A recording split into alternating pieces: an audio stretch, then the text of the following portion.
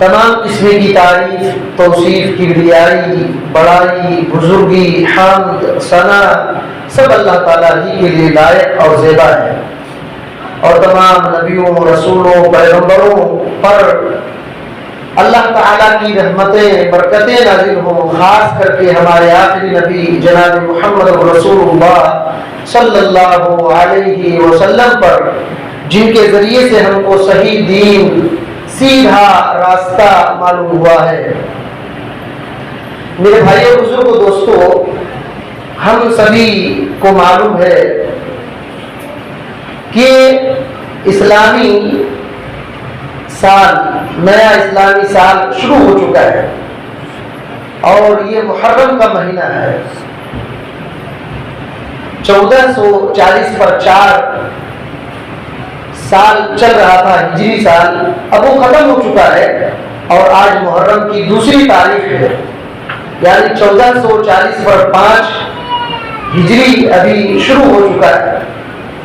1 سال پار ہو گیا، ہم نے بہت کچھ کھویا ہے اور تھوڑا بہت نیکی کمایا ہے، تھوڑا بہت۔ سال پار ہو گیا، قیامت کی نشانیوں میں بھی ایک بات یہ ہے کہ سال مہینوں کی طرح، مہینے ہفتوں کی طرح گزر جائیں گے۔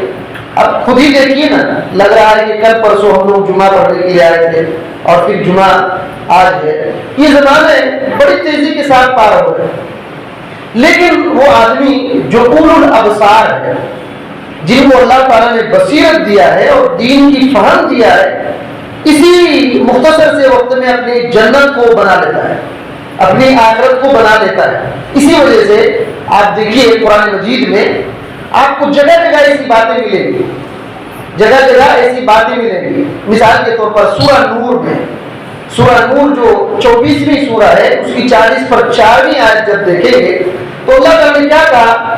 یقلب اللیل والنہار ان فی ذلک لآیۃ لأولی الابصار، کہ اللہ تعالیٰ وہ ہے جو رات کو اور دن کو الٹتے پلٹتے رہتا ہے، دن اور رات کو الٹتے پلٹتے رہتا ہے۔ ان الٹنے پلٹنے میں بصارت، نگاہ جس کی آنکھیں ہیں، ان کے لیے سبق ہے، ان کے لیے سبق ہے۔ دن گزر جاتے ہیں اور رات گزر جاتی ہیں، لیکن جن کے اللہ رب العالمین نے جن کے اندر بصیرت رکھا ہے وہ فائدہ اٹھا لیتے ہیں، اللہ رب العالمین کی طاقت، قدرت پر غور کرتے ہیں، اللہ پر ایمان کو بڑھا لیتے ہیں۔ اگر دن میں کوئی نیک کام چھوٹ گیا تو رات میں کر لیتے ہیں، اور رات میں اگر کوئی چھوٹ گیا تو دن میں کر لیتے ہیں۔ یہ فائدہ اٹھا لیتے ہیں، فائدہ اٹھا لیتے ہیں۔ تو یاد رکھیے اللہ تعالیٰ نے اور ایک جگہ قرآن مجید میں یہ فرمایا، سورہ فرقان میں، سورہ الفرقان جو 25ویں سورہ ہے، اس میں اللہ رب العالمین نے یہ فرمایا، کیا فرمایا؟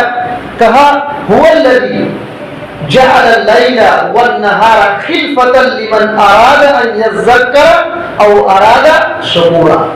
کہا کہ وہی اللہ تعالیٰ ہے جس نے رات اور دن کو ایک دوسرے کے پیچھے لگا دیا، ایک دوسرے کے پیچھے لگا دیا۔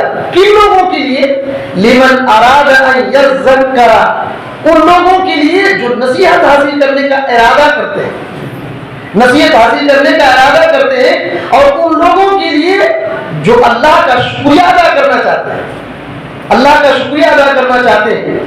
دن گزرتے گزرتے اللہ تعالیٰ رات لے آتا ہے، رات گزر جاتی ہے، دن آ جاتا ہے۔ اللہ تعالیٰ اسی طریقے سے دنوں کو پھیرتا رہتا ہے، دنوں کو پھیرتا رہتا ہے، لیکن وہ آدمی جو اللہ رب العالمین کا شکریہ ادا کرنا چاہتا ہے اور جو آدمی نصیحت حاصل کرنا چاہتا ہے، انہی دن رات میں اس کے لیے نصیحت کی چیزیں، اور الگ سے کوئی دنیا اور نہیں بنے گی، یاد رکھیے، اور الگ سے کوئی دن رات نہیں دیے جائیں گے۔ انہی دن راتوں میں ہم کو جنت کی تیاری کر لینی ہے، انہی دن راتوں میں ہم کو آخرت بنا لینی ہے، اور یہ گزرتے جائیں گے، اسے دن گزرتے جائیں گے۔ اگر جو آدمی اپنی زندگی، دنیاوی زندگی میں کچھ نہیں کر پایا تو افسوس کے علاوہ کچھ نہیں کر پائے گا وہ قیامت میں۔ اسی وجہ سے بہت افسوس ہوتا ہے کہ سال سال گزر جاتے ہیں، ہماری نماز، روزے وغیرہ ٹھیک نہیں ہوتے، ٹھیک نہیں ہوتے۔ اب یہ سال کا شروع مہینہ ہے محرم کا، ابھی سے ارادہ اور عزم مصمم اور اللہ سے دعا بھی کرنی چاہیے کہ پورا سال اللہ تعالیٰ ہم کو عبادت کرنے کی توفیق دے اور ہر قسم کے فرقے یا ہر قسم کے گمراہی، فتنے، فساد، شرک اور خصوصی طور پر بدعت سے بچائے اور اسی طریقے سے زندگی پار کرنے کی توفیق دے. یہ اس طریقے سے ہم کو دعا کرنے کی ضرورت ہے. تو اسی مہینے کے تعلق سے 2 باتیں مجھ کو کرنی ہے. دیکھیے قرآن مجید میں اللہ تعالیٰ نے سورہ توبہ جو 9 نمبر کی سورہ ہے اس کی آیت نمبر 30 پر 6 میں کہا کہ ان عدت الشہور عند اللہ 12 شہرا فی کتاب اللہ یوم خلق السماوات والارض منها 4 حرم ذلك الدین القیم فلا تظلموا فیہن انفسکم. اللہ تعالیٰ نے کیا کہا کہ مہینوں کی گنتی اللہ تعالیٰ کے پاس اللہ کی کتاب میں جب سے آسمانوں اور زمینوں کو اللہ نے بنایا ہے تبھی سے 12 ہی ہیں. لیکن ان 12 میں سے 4 حرمت والے مہینے، ان 12 میں سے 4 حرمت والے مہینے ہیں. اللہ تعالیٰ نے کہا ان حرمت والے مہینوں میں تم اپنے نفس پر اپنے اوپر ظلم نہیں کرنا، اپنے اوپر ظلم نہیں کرنا. یہ قرآن مجید کی آیت ہے. یہاں سمجھ لینی چاہیے کہ دیکھیے اللہ تعالیٰ نے جب لکھ دیا ہے اپنی کتاب میں، کہاں لوح محفوظ میں اللہ تعالیٰ نے آسمان اور زمین جب سے پیدا کیا ہے تب ہی سے اللہ تعالیٰ کی کتاب کے پاس مہینوں کی گنتی 12 ہے. اب کوئی 11 نہیں کر سکتا اور جب سے دنیا بنی تب سے 12 ہی ہے. کوئی 3-4 نہیں کر سکتا. 12 ہی اللہ تعالیٰ نے بالکل مبین کر دیا. اب اس کو کم زیادہ نہیں کیا جا سکتا ہے. تو کوئی کسی بھی دین اور مذہب کو مانتا ہے ان کے یہاں مہینہ 12 ہی ہے. گرچہ یہودیوں نے بیچ میں گڑبڑ کیا تھا لیکن پھر سے ان لوگوں نے مان لیا. عیسائیوں نے بھی گڑبڑ کیا تھا.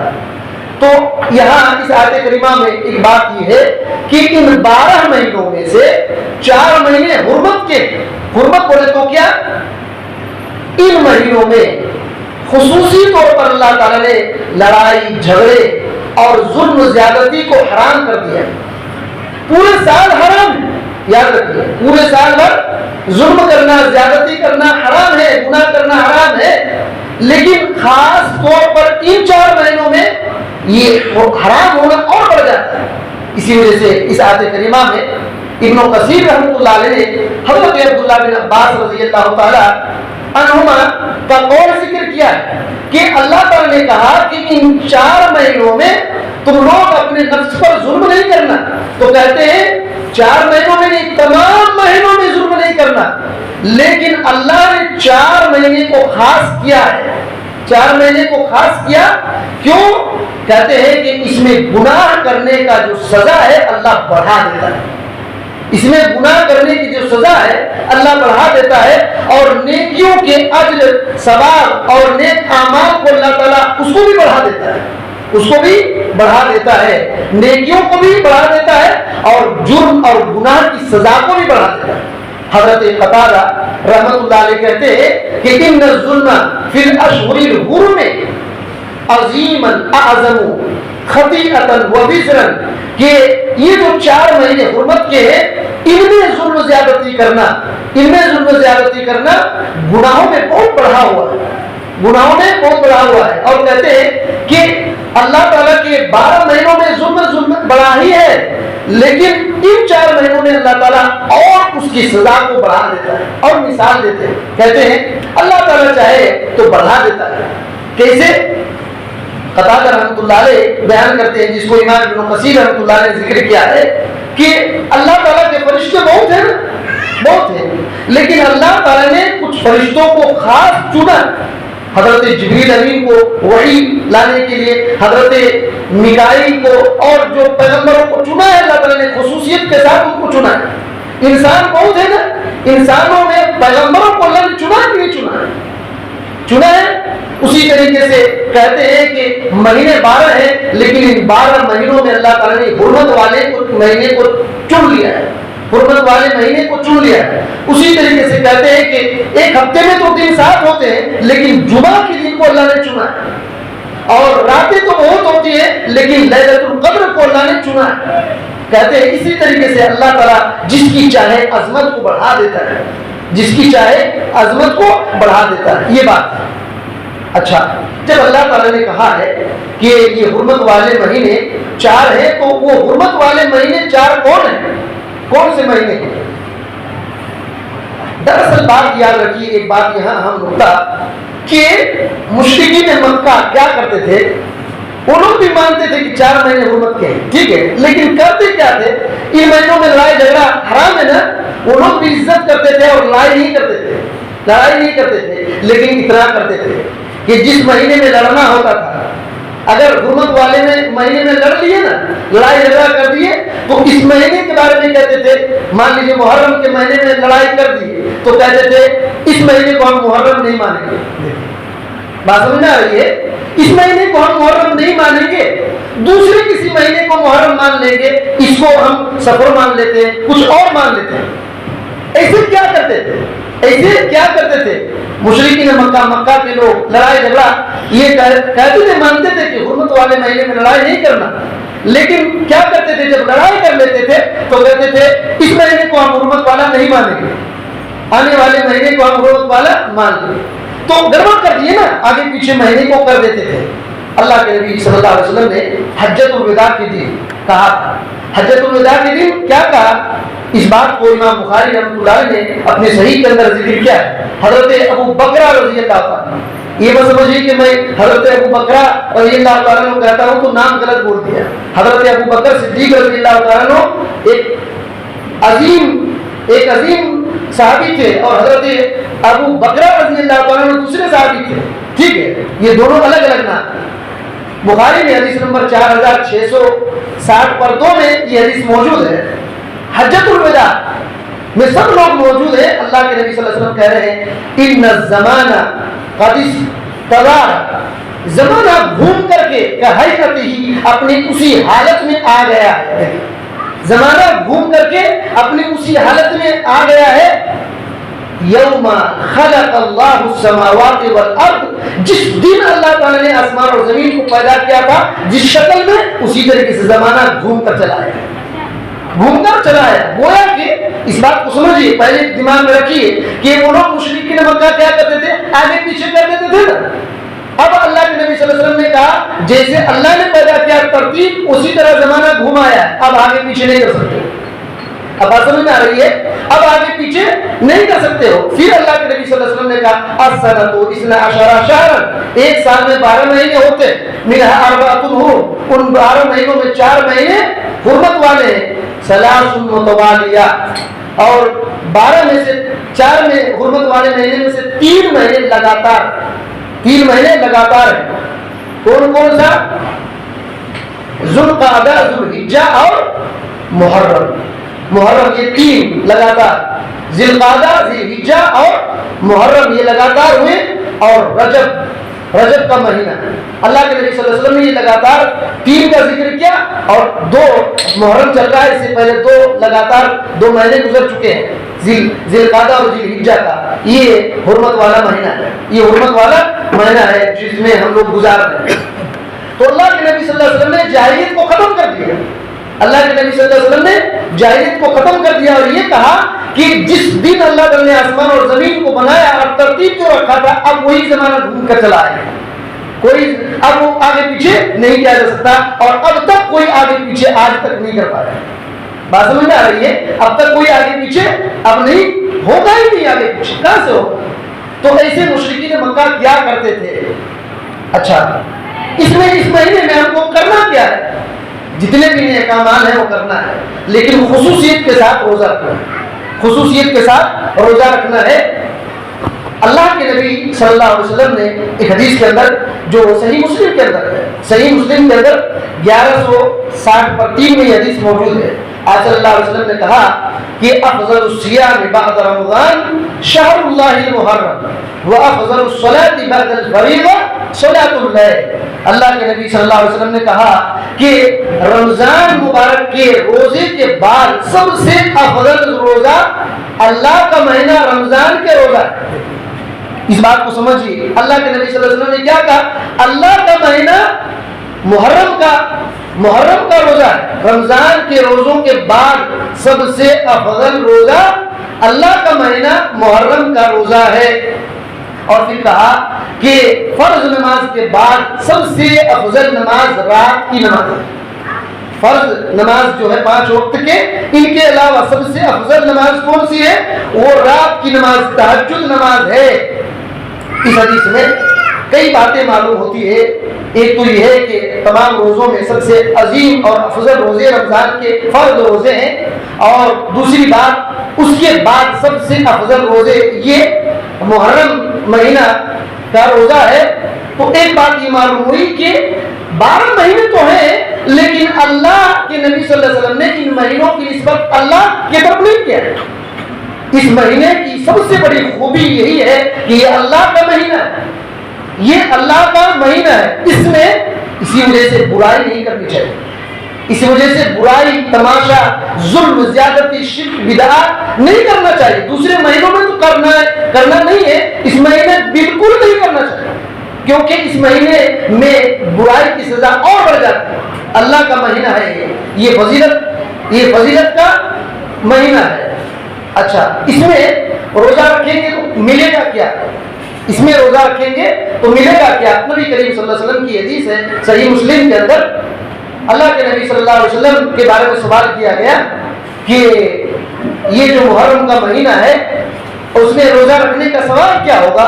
تو آپ صلی اللہ علیہ وسلم نے کہا کہ اس سے پہلے کہ 1 سال کے گناہ ختم ہو جائے، 1 سال کے گناہ وہ مٹا دے گا۔ یکفر السنۃ الماضیہ، جو گزرا ہوا سال ہے اس سال کے گناہ کو یہ مٹا دے گا۔ ایک دن کا روزہ جو عاشوراء کا روزہ ہے۔ اچھا، ایک بات یہ ہو گئی کہ اس مہینے میں روزہ رکھنا ہے۔ اب کب روزہ رکھنا ہے؟ یاد رکھیے، محرم کی جو عاشوراء یعنی 10 محرم کی تاریخ وہ اصل اہم ہے، اور اس میں روزہ رکھنا اصل ہے۔ اگر کوئی کہے کہ اللہ کا مہینہ ہے، پورا مہینہ روزہ رکھیں گے، یاد رکھیے رمضان کے علاوہ کوئی مہینہ اللہ کے نبی صلی اللہ علیہ وسلم مکمل مہینہ روزہ نہیں رکھے۔ اسی وجہ سے یہ نبی صلی اللہ علیہ وسلم کا طریقہ ہی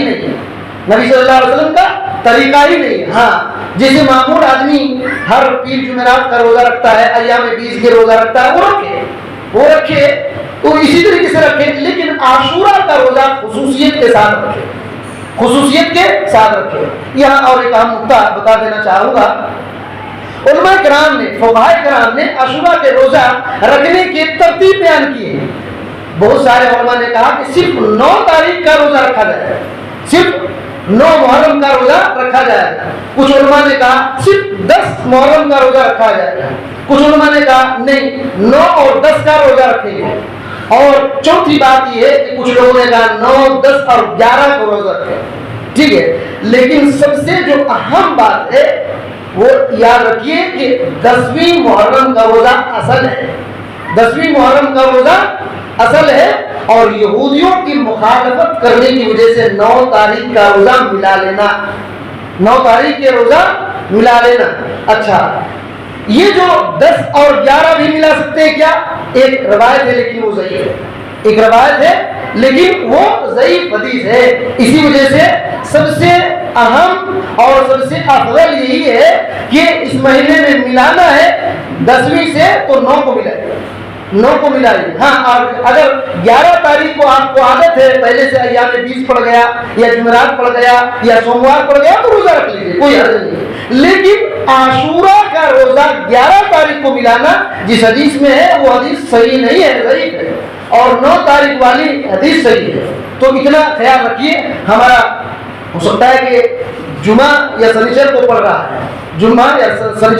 ہے، دیکھ لیجئے کیلنڈر میں، اور آج 2 تاریخ ہے، اس حساب سے روزہ رکھا جائے گا۔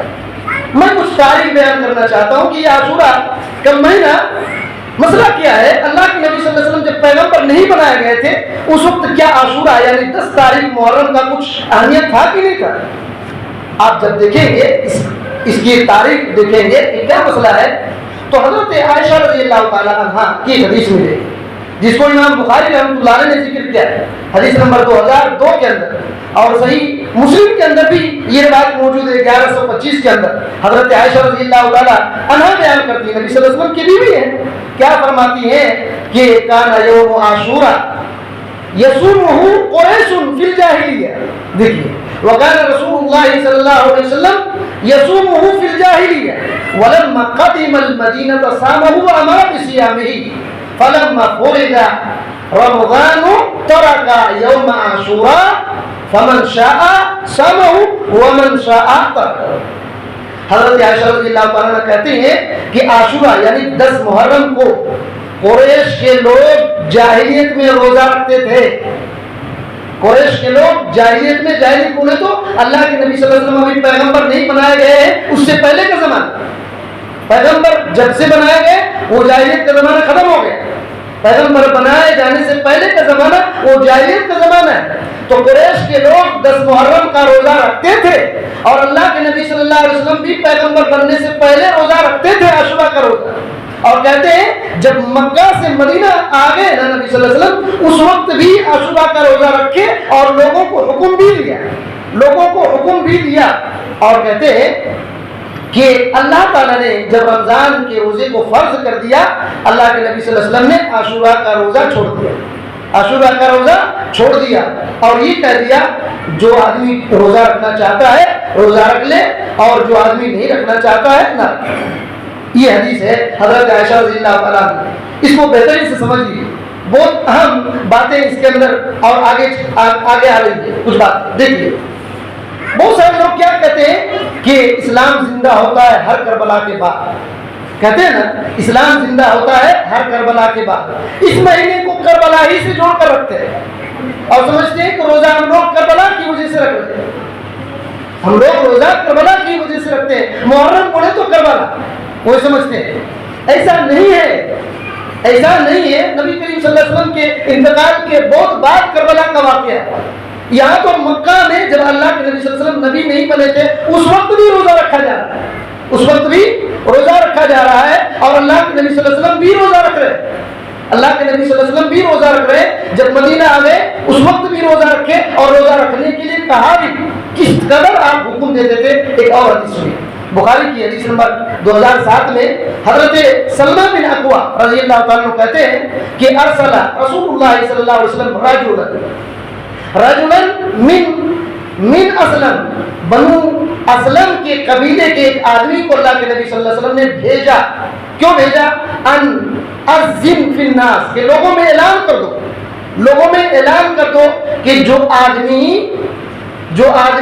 روزہ سے وہ اپنے روزے کو مکمل کر لے، اپنے روزے کو مکمل کر لے۔ اگر کوئی آدمی کھا پی لیا صبح پھر بھی اپنے باقی دن کے حصے کو کھائے نہ پیے نہ، وہ بھی پورا کر لے، وہ بھی پورا کر لے۔ یہاں ایک اہم نقطہ ہے، یہ نقطہ ہے کہ علماء کرام نے کہا کہ پہلے عاشورہ کا روزہ 10 محرم کا روزہ پہلے فرض تھا، پہلے فرض تھا، جب رمضان کا روزہ فرض ہو گیا تو یہ فرض سے ختم ہو گیا، اب یہ نفل روزہ ہے، اب یہ نفل روزہ ہے۔ اسی وجہ سے یاد رکھیے نفل روزے میں ایک اصول ہے کہ اگر کوئی آدمی نفل روزہ رکھنے کا ارادہ کیا، رات میں سحری نہیں کر پایا ہے تو صبح اٹھ گیا ہے تو صبح بھی نیت کر سکتا ہے، صبح بھی نیت کر سکتا ہے۔ بات سمجھ میں آ رہی ہے؟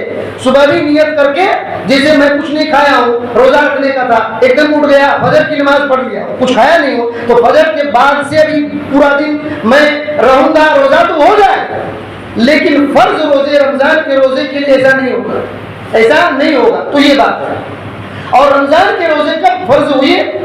2 ہجری میں، نبی صلی اللہ علیہ وسلم کی ہجرت کرنے کے بعد 2 سال بعد فرض ہوئی۔ تو آپ صلی اللہ علیہ وسلم مدینہ جانے کے بعد یہ رمضان کے روزے جب فرض ہو گئے تو آپ صلی اللہ علیہ وسلم اس سے پہلے، رمضان کے روزے فرض ہونے سے پہلے یہ اعلان کرواتے تھے کہ عاشورہ ہے، روزہ رکھو۔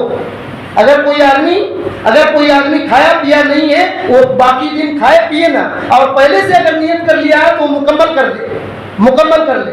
اتنا تک کہ حضرت عبداللہ رضی اللہ تعالیٰ عنہ، جابر بن سمرہ رضی اللہ تعالیٰ عنہ کہتے ہیں کہ اللہ کے نبی صلی اللہ علیہ وسلم ہم کو حکم دیتے تھے ہم کو حکم دیتے تھے اور تاکید کرتے تھے کہ عاشورہ کا روزہ رکھنا، عاشورہ کا روزہ رکھنا۔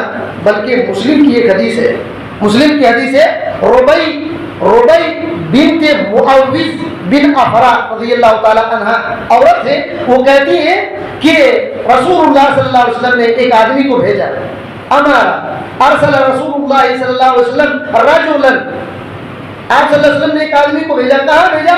الى قرى الانصار التي حول المدینہ، مدینے کے آجو باجو میں جو انصار لوگوں کے قبیلے تھے وہاں اللہ کے نبی صلی اللہ علیہ وسلم نے بھیجا اور کہا کہ جو آدمی روزہ رکھا ہے وہ روزہ مکمل کر لے، اور اگر جو آدمی روزہ کی نیت میں صبح نہیں کیا ہے اس کو چاہیے کہ ابھی باقی دن میں روزہ رکھے۔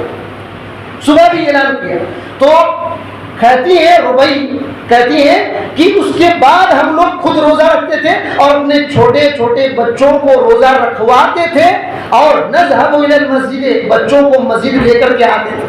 اور وہی حدیث ہے کہ بچوں کے لیے ہم لوگ کھلونے بناتے تھے اور جب یہ روتے تھے تو ہم کھلونا دیتے تھے اور اسی طرح کھلاتے ہم افطار کے وقت ان کو رکھتے تھے۔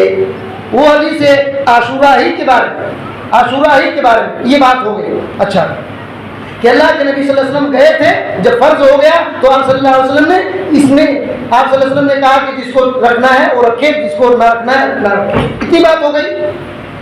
آپ مدینے میں، ٹھیک ہے مدینے میں آپ کی زندگی گزر رہی ہے، اب دیکھا یہودیوں کو، یہاں آپ سمجھئے یہودیوں کو دیکھا، جیسے کہ بخاری مسلم کی حدیث ہے، آپ صلی اللہ علیہ وسلم کے بارے میں حضرت عبداللہ بن عباس رضی اللہ تعالیٰ عنہ کہتے ہیں کہ لما قدم المدینہ، جب اللہ کے نبی صلی اللہ علیہ وسلم مدینہ پہنچے تو کیا دیکھا؟ وجد الیہود یصومون کہ یصومون یوم عاشورہ، کہ یہودی لوگ بھی عاشورہ کا روزہ رکھ رہے ہیں۔ ادھر مکے میں قریش رکھتے تھے اور ادھر آئے مدینہ تو یہودی بھی رکھتے تھے۔ آپ صلی اللہ علیہ وسلم نے پوچھا ان لوگوں سے کیا مسئلہ ہے، کیوں روزہ رکھتے ہو؟ تو ان لوگوں نے کیا کہا کہ هذا اليوم الذي اظهر الله موسى وبني اسرائيل على فرعون، یہ وہ دن ہے کہ اللہ تعالیٰ نے موسیٰ اور بنو اسرائیل کو فرعون پر غلبہ دیا تھا، جتایا دیا تھا اور نجات دیا تھا۔ فرعون موسیٰ علیہ السلام اور بنو اسرائیل کو قیدی بنانا چاہتا تھا اور پیچھا کیا تو اللہ تعالیٰ نے جیت دیا، غلبہ دیا۔ اسی کی خوشی میں، تعظیم میں ہم لوگ اس دن کا روزہ رکھتے ہیں۔ نبی صلی اللہ علیہ وسلم نے سن کر کے کیا کہا کہ فَنَحْنُ أَوْلَى بِمُوسَى مِنْكُمْ، تب تو تمہارے مقابلے میں موسیٰ علیہ السلام کے بارے میں ہم زیادہ حقدار ہیں۔ آپ صلی اللہ علیہ وسلم نے اب پھر سے پہلے کہا تھا جس کو چاہے روزہ رکھے، جس کو چاہے نہ رکھے، اب آپ صلی اللہ علیہ وسلم نے کہا فَصُومُوهُ، تم لوگ اب روزہ رکھو۔ اب بات سمجھ میں آ رہی ہے؟ یہ مسئلہ ہے۔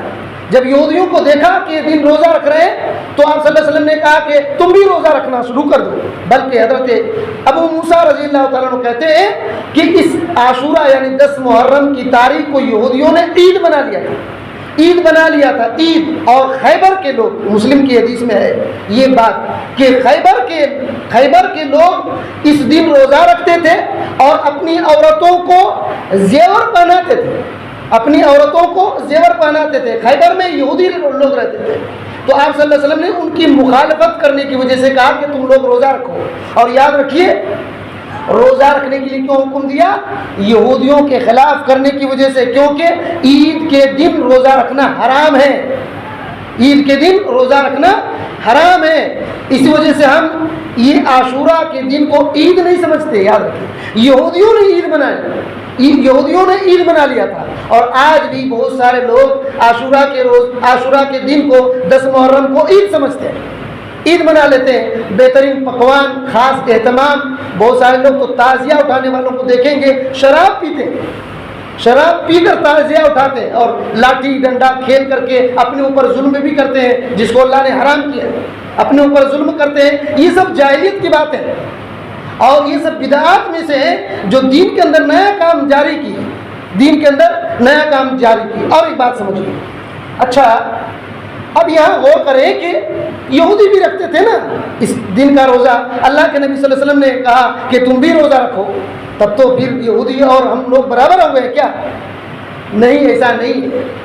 مسلم کی ایک حدیث ہے، حضرت عبداللہ بن عباس رضی اللہ تعالیٰ عنہ کہتے ہیں کہ کان رسول اللہ صلی اللہ علیہ وسلم لما کان صام یوم عاشوراء وامر بصیامہ، جب اللہ کے رسول صلی اللہ علیہ وسلم نے عاشوراء کے دن کا روزہ رکھا اور حکم بھی دیا تو صحابہ کرام آ گئے اور کہا یا رسول اللہ انه یوم تعظمه اليهود والنصارى، اے اللہ کے رسول یہ تو ایسا دن ہے کہ یہود اور نصارہ بھی اس کی عزت کرتے ہیں، اس دن کی عزت یہود اور نصارہ بھی کرتے ہیں، مسئلہ برابر تو نہیں ہو جائے گا؟ ڈرے کہ وہ دن وہ لوگ بھی روزہ رکھتے ہیں، وہ لوگ بھی تعظیم کرتے ہیں، ہم بھی روزہ رکھیں۔ نبی صلی اللہ علیہ وسلم نے ایک بات کہی، آپ نے کیا کہا اذا کان العام المقبل انشاءاللہ صمنا یوم التاسع، آپ صلی اللہ علیہ وسلم نے کہا جب آئندہ سال آنے والا ہوگا نا تو ہم لوگ